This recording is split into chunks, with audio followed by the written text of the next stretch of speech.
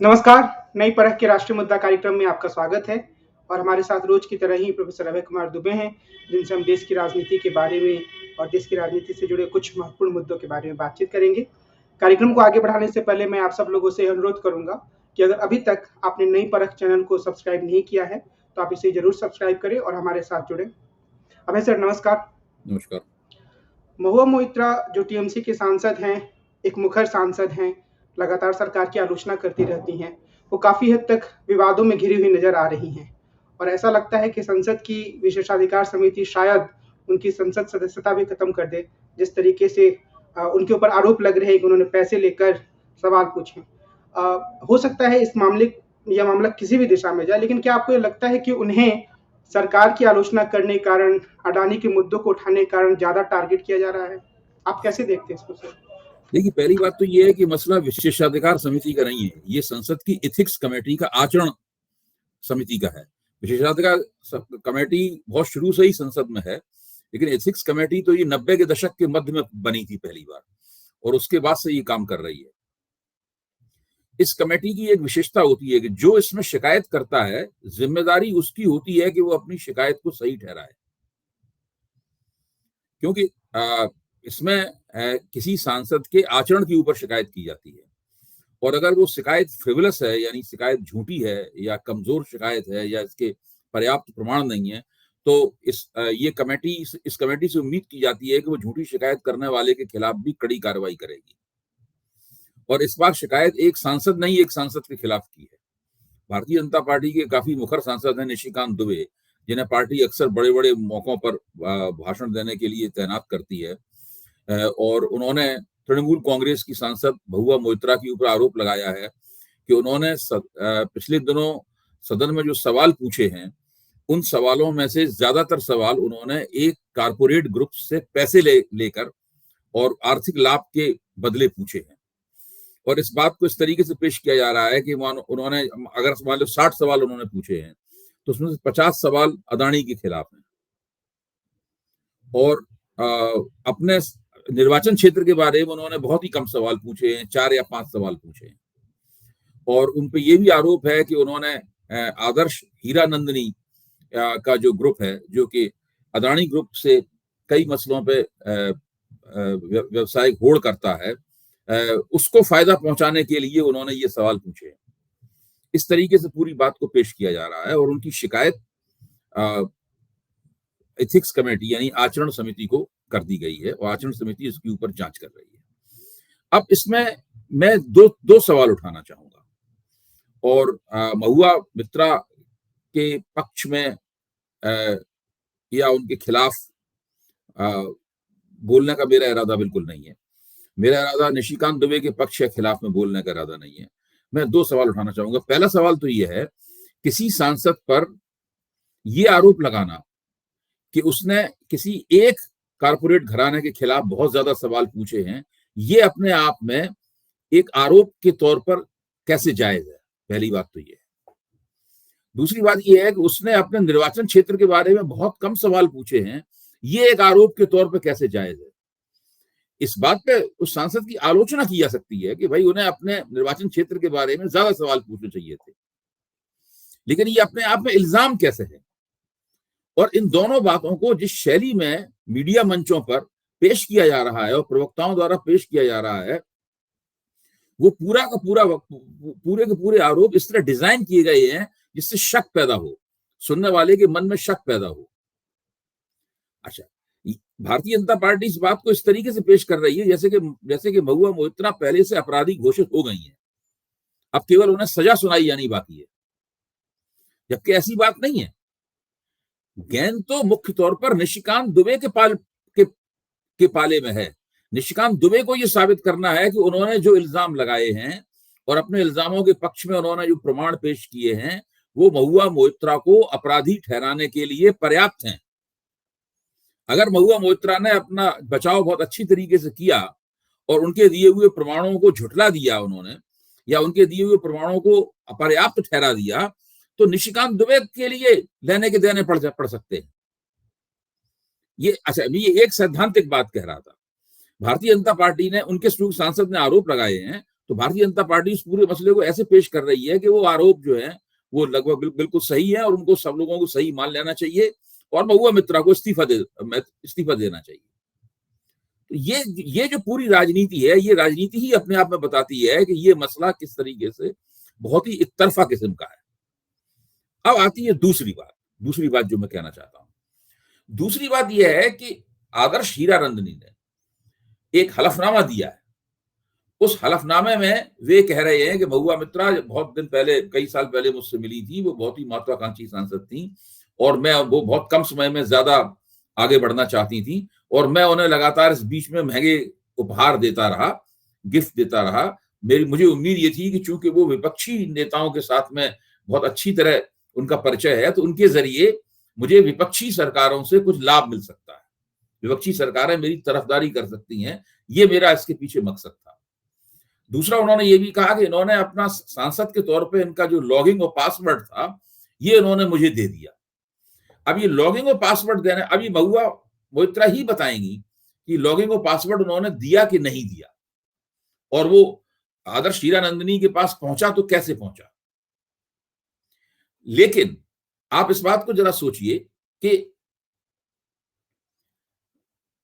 हीरानंदनी कह रहे हैं कि मैं एक सांसद को, विपक्ष की एक सांसद को महंगे महंगे उपहार देता था और मुझे उनसे ये उम्मीद थी।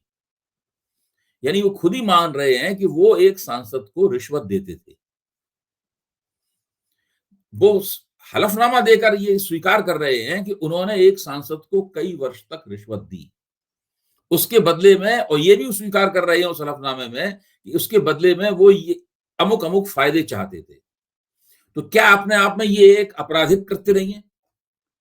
इसमें तो स्वयं ही उन्होंने स्वीकार कर लिया है। महुआ मोइत्रा ने तो स्वीकार नहीं किया है कोई अपराध, लेकिन आदर्श हीरानंदनी स्वयं इस बात को स्वीकार कर रहे हैं। तो सबसे पहले तो उनके खिलाफ रिश्वत देने के इल्जाम में मुकदमा चलना चाहिए। उस हलफनामे के आधार पर उनके खिलाफ एफआईआर दर्ज होनी चाहिए और विपक्ष के नेताओं को ही एफआईआर दर्ज करवानी चाहिए अगर सरकार एफआईआर दर्ज नहीं करवाती है, ताकि इससे सबक हासिल हो उन कारपोरेट ताकतों को जो कि राजनेताओं को भ्रष्ट करने के लिए और अपने पक्ष में करने के लिए पैसा देकर चारों तरफ घूमते फिरते हैं। ये दूसरी बात है जो मैं कहना चाहता हूं। अच्छा, अब इसके अंदर तीसरी बात यह है कि आदर्श हीरानंदनी ने जो कबूलनामा दिया है महुआ मित्रा को आरोपित करने के लिहाज से, उनका जो कबूलनामा उनके पास से निकल आया है, वो कबूलनामा सदन के बाहर किया गया अपराध है। यानी उसके बारे में सदन के बाहर मुकदमा चलाया जा सकता है, गिरफ्तारी हो सकती है, सब कुछ हो सकता है। लेकिन महुआ मोइत्रा पे जो आरोप है वो सारा का सारा सदन के भीतर की गई गतिविधियों के बारे में है। तो उसमें लोकसभा अध्यक्ष और वहां की जो एथिक्स कमेटी है, जो आचरण समिति है, आचरण समिति ही उसके ऊपर कोई कार्रवाई करेगी। तो ये दो अलग अलग क्षेत्र हैं, इनको अलग अलग तरीके से देखा जाना चाहिए। चौथी बात बहुत महत्वपूर्ण है जो मैं उठाना चाहता हूं नई परख के मंच पर, वो ये है कि क्या ये मसला केवल एक सांसद और किसी एक कारपोरेट घराने से जुड़ा हुआ है? क्या ये मसला जो हमारे जनप्रतिनिधि हैं, जो महत्वपूर्ण पदों पर बैठे हैं और एक देश के सर्वोच्च सदन के सदस्य होने के नाते उन्हें कई तरह के विशेषाधिकार मिले हुए हैं, क्या उनके और जो कारपोरेट ताकतें हैं, ये उनके बीच की एक नापाक जुगलबंदी का मामला नहीं है? इसमें इल्जाम लग रहा है, खुद एक बड़ा कारपोरेट घराना खुद उस इल्जाम को प्रमाणित करने के लिए अपनी जान भी फंसा रहा है उसके अंदर। जाहिर है कि जब उन्होंने ये हल्फनामा दिया होगा हीरानंदनी साहब ने, तो उन्हें इस बात का जरूर एहसास होगा कि वो जो कह रहे हैं उनके खिलाफ भी इस्तेमाल किया जा सकता है। उन्होंने सरकार के साथ इस बात का समझौता कर लिया होगा, इस बात का एग्रीमेंट कर लिया होगा कि वो इस मामले में एक वायदा माफ गवाह बन जाएंगे, यानी उनके ऊपर ये इल्जाम नहीं लगाए जाएंगे। तो अब प्रश्न ये उठता, सबसे केंद्रीय प्रश्न उसका ये बनता है इस परिस्थिति में कि हमारे लोकतंत्र के जो जनप्रतिनिधि हैं वो सत्ताधारी दल के साथ हो सकते हैं, सत्ताधारी दल के खिलाफ हो सकते हैं। अगर सत्ताधारी के खिलाफ होंगे तब भी वो बहुत सारी सरकारों के संदर्भ में सत्ताधारी होंगे। भारत में एक महत्वपूर्ण पार्टी का जो प्रतिनिधि होता है वो हर जगह हर समय विपक्ष में नहीं होता है। कभी वो कहीं वो विपक्ष में होता है और कहीं वो सत्ता पक्ष में होता है। जैसे कि महुआ मोइत्रा पश्चिम बंगाल में सत्ताधारी दल की प्रतिनिधि है और वो सत्ताधारी दल से जुड़े हुए जो अन्य विपक्षी पार्टियां हैं, उनकी जो सरकारें हैं, उन सरकारों के बीच भी उनका एक असर रसूख है, ये माना जा सकता है। भारतीय जनता पार्टी के खिलाफ जरूर है, वहां वो विपक्ष में, उस संदर्भ में विपक्ष में। तो हर व्यक्ति सत्ता पक्ष में भी है और एक खास परिस्थिति में विपक्ष में भी है। ऐसी स्थिति में जो कारपोरेट शक्तियां हैं वो उनको अपनी ओर खींचने की पूरी कोशिश करती हैं और उस पूरी कोशिश के बदले में उन्हें क्या दिया जाता है, क्या नहीं दिया जाता है, इस बात का हम सब लोग केवल कयास लगा सकते हैं। हमारे पास इस चीज के कोई प्रमाण नहीं है। इस चीज के कोई, ये एक ऐसा मसला है जिससे एक चीज प्रमाणित रूप से निकलकर सामने आ सकती है। मैं ये नहीं कह रहा हूं कि आई है, सामने आ सकती है निकलकर। तो इस अवसर को एक एक एक एक, एक अहम अवसर में बदलने के लिए जरूरी है कि इसका फायदा उठाकर हम लोग जो कारपोरेट हस्तक्षेप है गवर्नेंस के अंदर और लोकतांत्रिक सरकार के अंदर, उसके ऊपर गंभीर विचार विमर्श करें, उसकी खोजबीन करें और उन तरीकों के बारे में सोचें कि कैसे ये कारपोरेट असर न्यूनतम हो सकता है। 100% खत्म करना तो नामुमकिन है, लेकिन इस वक्त मैं ये मानता हूं कि इस वक्त ये कारपोरेट असर अपने चरम पर है। आप पत्रकारों के बीच में बैठे कभी चर्चा करें तो उनके बीच में हमेशा चर्चा होती है कि भाई जो बड़े बड़े कारपोरेट घरानों के लहजा ऑफिसर हैं वो महीने में एक बार अपनी विशाल और भव्य कारों में कई जगहों पर जाते हैं और उनकी कारों में कुछ पैकेट्स रखे होते हैं, वो किचन एक्सपेंसेस के तौर पर वो पैकेट्स जाने जाते हैं और उन पैकेट्स का प्रभावशाली लोगों के बीच में, जो राजनीतिक रूप से प्रभावशाली हैं, उनके बीच में बंटवारा होता है। यहाँ तक कि कुछ पत्रकारों के पास भी ये चीजें पहुंचती हैं। ये तो जब मैं पत्रकार था उस वक्त से ये बातें कही। अब ये सब बातें कहे सुने के दायरे में हैं, इन बातों का कोई प्रमाण नहीं है। इन बातों के प्रमाण कहीं देखने को मिलते हैं तो नीरा राडिया टेप में देखने को मिलते हैं, इसमें नीरा राडिया बहुत महत्वपूर्ण लोगों के बीच में बैठकर ये चर्चाएं कर रही हैं। वो लोग इस तरीके से बात कर रहे हैं कि वो कोई भी काम कर सकते हैं, वो फिक्सर्स की तरह पूरी तरह आचरण करते हुए दिखाई पड़ते हैं। तो ये पूरा मसला जो है हमें एक बार फिर नीरा राडिया टेप्स की याद दिला देता है, उन टेपों की जिनके बारे में अदालत ने कह दिया था कि इससे कोई अपराध नहीं हुआ है, इस तरह की बातचीत करके कोई अपराध नहीं हुआ। तो हमारा लोकतंत्र जब नीरा राडिया प्रकरण हुआ था तब से लेकर इस गर्त में और भी ज्यादा गिर गया है। आपने ये कहा कि अगर कोई सांसद संसद में सवाल अपने क्षेत्र के बारे में नहीं पूछता है तो ये अपराध नहीं है, और ये सच में अपराध नहीं, क्योंकि अगर ये अपराध होता तो हमारे क्षेत्र यानी सासाराम के सांसद है छेदी पासवान, वो 10 साल से सांसद है, संसद में बोले ही नहीं है, तो सबसे बड़े दोषी माने जाते हैं। और ऐसे बहुत सारे सांसद होंगे जो संसद में कभी नहीं बोलते हैं। और दूसरी एक और बात है, जो जब मेंबर ऑफ पार्लियामेंट जो है उससे ये उम्मीद करना कि वो एक कारपोरेट की तरह, एक कार्यकारी, एक पार्षद की तरह या एक म्युनिसिपैलिटी के सदस्य की तरह भी आचरण करेगा, स्थानीय समस्याओं के बारे में सवाल पूछेगा, ये अनुचित है। जो एक सांसद है वो कुछ राष्ट्रीय परिप्रेक्ष्य लेकर, एक विचारधारात्मक परिप्रेक्ष्य लेकर, गवर्नेंस का परिप्रेक्ष्य लेकर भी सदन में अपनी जिम्मेदारियों को पूरा कर सकता है। हालांकि उससे ये उम्मीद जरूर की जाती है कि अपने पूरे निर्वाचन क्षेत्र का समग्र विकास जो है, वहां पर अधोसंरचना की इंफ्रास्ट्रक्चर फैसिलिटीज किस किस्म की हैं, वहां पर उद्योगों का विकास हुआ है नहीं हुआ है, उसके क्षेत्र की बेरोजगारी की स्थिति क्या है, इन सब बातों पर विचार करते हुए वो सदन में उससे उम्मीद की जाती है कि वो इन प्रश्नों को उठाएगा। लेकिन जैसे आपने कहा कि ये कॉरपोरेट और राजनीति के बीच का जो संबंध है उसको समझने का या उस पर पड़ताल करने का मौका हो सकता है, लेकिन उसके पहले एक चीज मैं जोड़ना चाहूंगा कि महुआ मोइत्रा ने ये कहा है कि जो हलफनामे की बात कही जा रही है वो बीजेपी IT सेल का खेल है, क्योंकि उन्होंने अपने पैड पर ऐसा कुछ नहीं लिखा है और एक सादे कागज पर है। लेकिन मेरा सवाल ये है कि क्या ये अडानी मामले में ज्यादा साफ नहीं है कि कॉरपोरेट का कितना प्रभाव है? वो लोग बोलते हैं कि प्रधानमंत्री पर भी उनका प्रभाव है, शरद पवार पर भी प्रभाव है, अशोक गहलोत भी उनको प्रोजेक्ट देते हैं, भूपेश बघेल भी दे देते हैं। तो ये तो ज्यादा बड़ा एक उदाहरण है कि इन बातों में हमें थोड़ा सफाई से और सतर्कता पूर्वक सोचना होगा। अगर कोई बड़ा कारपोरेट घराना कहीं पे निवेश कर रहा है तो निवेश करना, आप उसको क्रोनी कैपिटलिज्म या उनके बीच के घालमेल की बात नहीं कह सकते। अब जैसे पत्रकार है, पत्रकार को राजनीतिक रिपोर्टिंग करनी है, तो वो नेताओं से मिलेगा और नेताओं से उससे उम्मीद की जाती है, उसका संपादक उससे उम्मीद करता है कि वो नेताओं से उसकी मित्रता होगी।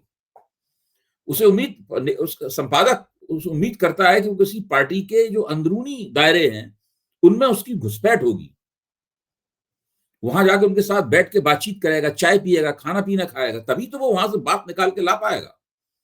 अगर वो किसी सरकारी विभाग से कोई बात निकालना चाहता है, जब तक उस सरकारी विभाग के बड़े अफसरों से उसका तालमेल नहीं होगा, रोजमर्रा की उठक बैठक नहीं होगी, अगर वो क्लब में बैठ के एक दूसरे के साथ खाएंगे पिएंगे नहीं, तो वो खबर कैसे निकालेगा उससे।